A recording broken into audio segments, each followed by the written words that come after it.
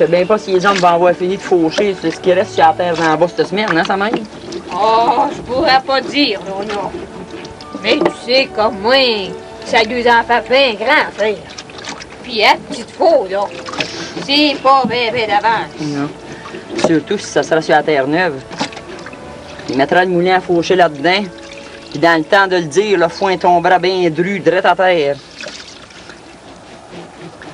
Il aura fait le tour, ça aura pas été long.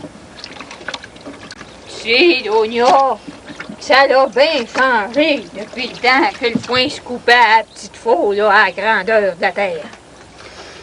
Autrefois, puis aujourd'hui, c'est comme le jour puis la nuit. C'est bien sûr ça même, il faut suivre l'évolution. Puis la misère que vous avez eue dans votre temps, elle n'est pas la même qu'on connaît aujourd'hui et que nos enfants vont connaître quand on sera plus là. Je garde souvenance, moi, Donia. On a été élevés au pain de sel, puis à la galette d'orge. De la viande, là, on en avait pas plus que 2 fois par semaine. Ouais. Et puis du sucre, ah ben ça, c'était rare. Puis quand on en avait, là, c'était une grande fête. Puis je te dis que la mère, elle nous le faisait aménager. On travaillait dur tout l'été avec cette nourriture-là. Et puis, on s'en plaignait pas. Si c'est pour le mieux, sa mère, il faut se résigner au changement. Et puis sans compter que toutes les machines agricoles qui sortent aujourd'hui, c'est pour sauver du temps. Et puis c'est bien moins 20 ans pour les hommes. On n'était bien pas du même dire, mais moi je trouve que ça a ses bons côtés. Ben manquable, Donia. On n'est pas du même dire. Parce que si les jeunes d'Asteur, là, ils auraient connu ce qu'on a connu, là, dans notre temps, ben ils seraient tous morts de découragement. Pareil comme Constance Beaulieu. Constance Beaulieu, je la connais pas, moi, sa mère. C'est sûr que non, Donia, tu la connais pas. Elle est plus de ce monde. Bon, ben moi, je vais aller étendre un peu de laine. Ça, c'était une femme bien grande. Elle était longue comme le mât d'un bateau. Puis elle était laite. Laite a fait courir un diable. Elle était loin d'être vaillante comme toi, Donia. Tu peux te dire que ton Clovis, il est bien chanceux d'avoir une femme comme toi. Faut croire qu'il a bien su choisir. Et vous savez, Clovis puis moi, on s'accommode bien ensemble. Puis il m'épaule bien, c'est un bon chef de famille. Il est bien travaillant, puis il est pas gaspilleux.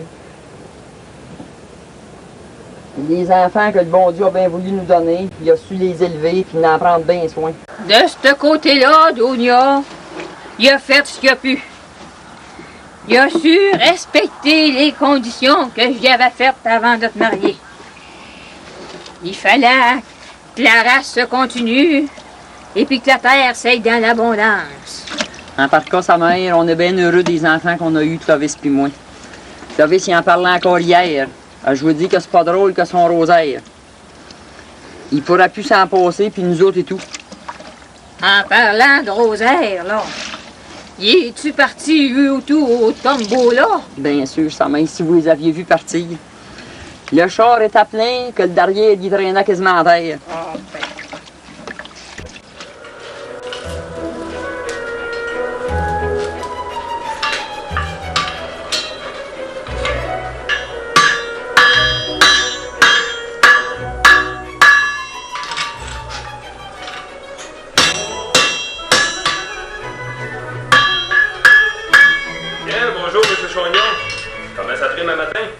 Ça va bien à tabaquer, il n'y a pas d'arrivée, faut trimer dur. Ah, ça, je sais ça. Faut dire que vous avez bien de l'ouvrage. Le père, chez nous, il est à forgeron comme vous. Puis il a trimé dur toute sa vie. S'il y a quelqu'un qui sait, ben c'est bien moi. Mais malgré tout ça, il a réussi à élever toute sa famille. Qu'est-ce que c'est qui t'emmène ce matin? Ah, je passe en main dans le village. Puis je me suis dit, beau dommage, faudrait bien que j'arrête à voir M. Chagnon en passant. Puis me voilà. Hey, ça fait belle lurette qu'on se l'a pas vu. Je pense que la dernière fois, c'est quand que le père au Dios Poulain avait fait son enquête. Ça remonte un bon 2 mois. J'ai entendu dire, mais je sais pas si c'est vrai. Il paraîtrait que votre nièce, Lydia, elle aurait un prétendant. Ben, voyons donc, Nil. Tu es des rencontres, tu veux t'es rêvé. Lydia a bien rencontré le gars, le deuxième côté, une couple de fois comme ça. Mais, il n'y a rien de sérieux là-dedans. Lydia est libre comme une pissenlit au vent. Ah ben là, vous me rassurez. Je suis bien content d'apprendre ça. Tabaquet, c'est vrai, on arrête des prétendants. Mais il faut croire que ça presse pas. Penseriez-vous que j'aurais des chances de sur mon bord? Tabaquet, je ne verrai pas pourquoi. Vous verrez bien tous les deux ensemble. Ça serait-tu possible? Par rapport d'Iggy Sentimo? Par rapport que j'aimerais bien la rencontrer. Je peux bien faire ça pour toi. Faut dire que moi, je te connais bien, mais elle ne te connaît pas plus qu'il faut.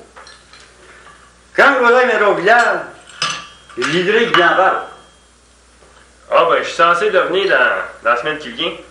Comme ça, je l'arrêterai, puis... Pour voir si vous n'auriez pas des nouvelles de sa part. C'est bien correct, ça, Tabaquet. Quand tu es au village, arrête, on peut grave prendre de Joseph. Ouais, ben, je crois bien que... Je vais m'en aller, moi, là. En attendant, ben, salut bien. Salut, ben. Je te dis que Jeanne, je trouve ça épeurant d'être ici. Moi tout, je comprends pourquoi Caméline n'a pas voulu venir. On dirait qu'on entend toutes sortes d'affaires. On s'en retourne-tu, Lydia? Mais voyons, Jeanne, ils viennent d'arriver, on va pas s'en retourner. Puis ça serait pas correct aux yeux de Mme Sawyer. Elle penserait qu'on n'a pas confiance en sa voyance, puis qu'on est venu ici rien que pour les cornifleux. C'est vrai, elle pourrait nous refuser de revenir. On va s'accoutumer. Ça doit être parce que c'est la première fois qu'on vient. Ben, il paraîtrait que c'est une bien bonne voyante, et puis ce qu'elle dit, ben ça baigne là-dedans. C'est ce qu'on a entendu dire. Gisèle est venue, puis tout ce que la gypsy a dit, c'est arrivé. Elle a dit, t'es courtisé par un gars dans des arts, puis il t'aime pas pantoute. Il couraille d'un bord puis de l'autre, puis il sera mieux que tu le laisses, puis tu connaîtras le bonheur. Tu l'as-tu déjà vu, toi, la gypsy? Non, c'est la première fois. Mais ils disent qu'elle sort pas souvent, mais quand elle sort, on la reconnaît pas. Elle enlève sa perruque et puis elle est toute dégrimée. De même, ça serait une personne dédoublée. Ça doit être ça, Jeanne, une personne double. Il paraîtrait et tout qu'en plus d'être voyante, ben, qu'elle est guérisseuse, puis qu'elle fait ses remèdes elle-même. Et puis qu'elle a réussi à guérir du monde que les docteurs n'ont même pas été capables de guérir. Pour ma part, j'ai bien de la misère à croire ça. C'est pas moi qui me ferais soigner par elle. J'aurais bien trop peur que ça soit de la supercherie. Puis moi, je dis que si elle fait ça, c'est une possédée. Voyons, Jeanne, parle pas trop fort, elle pourrait nous entendre.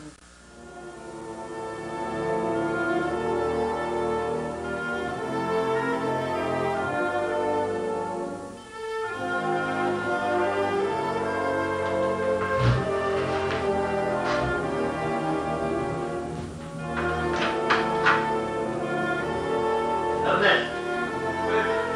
Arrive, que je te parle. Arrive.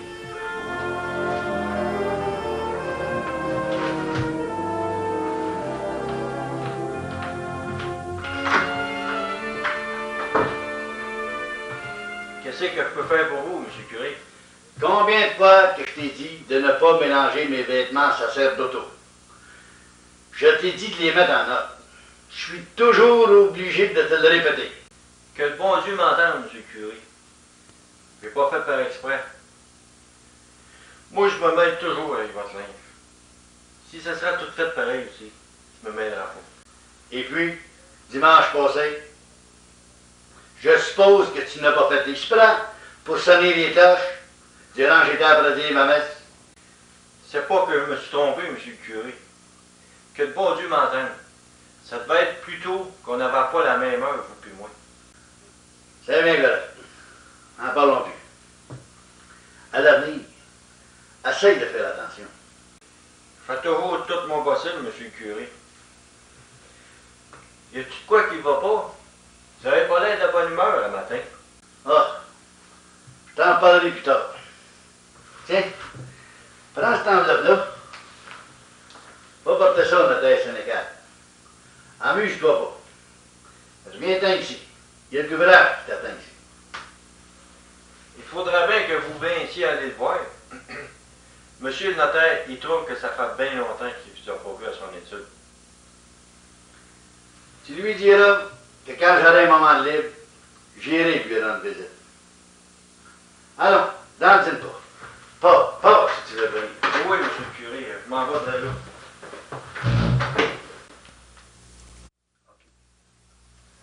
Puis Lola, t'as-tu pu savoir quelque chose rapport aux jeunes filles? Non, mère. J'ai écouté, mais j'ai rien pu savoir des autres par rapport à le passé. Tu devais être dans l'une ou ben non, t'avais les oreilles bouchées là, encore. Tu vas voir que je vais te les déboucher quand ils vont être partis à soir. C'est la première fois que ça arrive, mère, que quelqu'un parle pas plus que ça de son passé. J'étais tout de même pas pour deviner le passé. Parle-moi pas de même. Tu sais que t'es capable de communiquer avec les esprits quand tu veux. Ils ont toujours pas resté là certains tout le temps sans dire un mot. Une chose qui est sûre, c'est que c'est les deux sœurs. Parce qu'elle a dit, ben voyons ma sœur, on est rendu. Ah oui, et puis aussi, il y en a une qui est courtisée par un gars d'en dehors, puis il l'aime pas pantoute. Oh, laquelle des jeunes filles? Celle qui est habillée en bleu, je crois. OK, Lola, va les chercher. Regarde-toi dans le miroir, Lydia. On se ressemble pas. On est toutes déformées. On dirait que c'est pas moi qui est loup. Une chance que maman Lessard n'est pas ici. Ça serait bien morte de peur. Elle dirait que c'est de la magie. Je me demande, c'est-tu bien moi que je vois là? Ben oui, c'est toi, Lydia, mais pas fait sur le même bord. Hey, on vient tout étourdi avec ça. Hey, j'ai une idée. Pour savoir si elle est bonne, là, la gypsy, m'a demandé qu'elle me parle de mon passé. Elle voudra peut-être bien pas, de peur de se tromper. Tu sais, moi, je crois pas à ça plus qu'il faut. Oh, moi non plus. Ça vient que pour le fun. Bonjour, mademoiselle. Vous pouvez venir. C'était votre tour à passer. Bonjour, bel enfant. Comment tu t'appelles? Je m'appelle Lola. Lola Sire. C'est-tu ta mère qui est voyante? Oui, mademoiselle. Ma mère m'a dit que plus tard, quand elle va pouvoir me transmettre ses dons, je vais pouvoir faire comme elle. Venez, vous pouvez venir, c'est par ici.